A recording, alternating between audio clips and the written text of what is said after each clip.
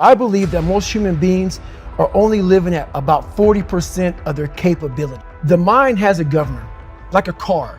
If you're driving a car and the car has a governor on it, the car may say 130 miles an hour, but the governor is set for 91. Once that governor sets in, you get to 91, that car starts doing this. The car wants to go. The car wants to go, but that fucking factory said, we're not going past 91. We have a factory, a nice governor in our brain, and it's a survival mechanism. It protects us from pain and suffering. The second we feel that shit, our mind says, oh no, this isn't fun. We should back off.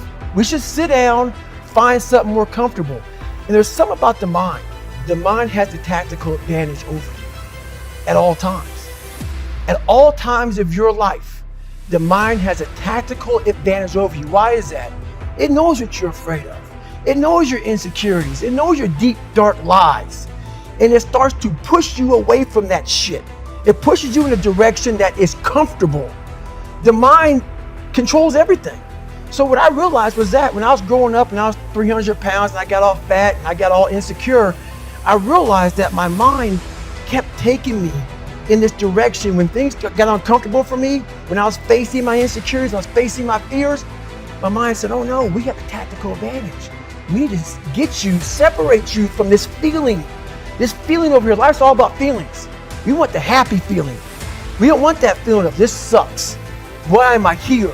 And you don't have any, so you can't answer those questions, so you leave.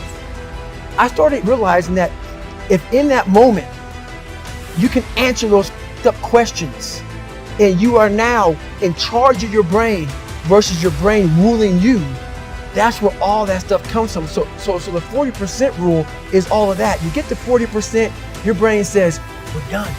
Let's roll, man. This is starting to get painful. This is uncomfortable. So you sit down. You have to figure out ways, and everybody's different. That's how the book kind of talks about, like we all have these things about, 5 steps to this and 4 steps to this. It's a lot more than that. That's all bullshit. It's a practice that you have to, it's a habit. So if you know that at 40%, I'm feeling pain. At 40%, I'm feeling pain.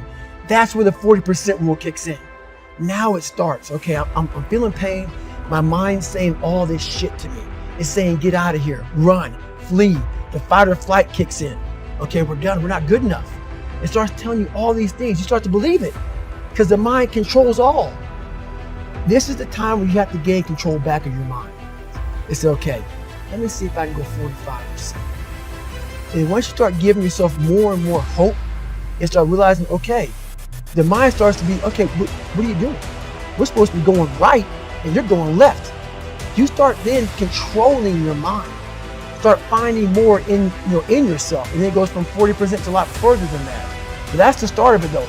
Get to the spot where your mind is saying stop. Wherever that is, you gotta get there first. And then that's when that shit starts to work for you. You gotta control yourself in that moment.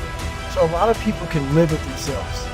That's the first thing. A lot of people can live with themselves, look in the mirror and say, I'm okay with being afraid. I'm okay with going on this easy highway over here. The easy highway has all these fucking signs and shit, directions, how to get somewhere. And you have to first be uncomfortable with how you feel about yourself. With that voice that a lot of us like to run away from, we all have it. We all have that voice that say, hey man, you're kind of wimping out right now. You're kind of being a little punk right now. But a lot of us say, okay, that's okay. It's okay to tell these little white lies to ourselves. So we first have to face the real you.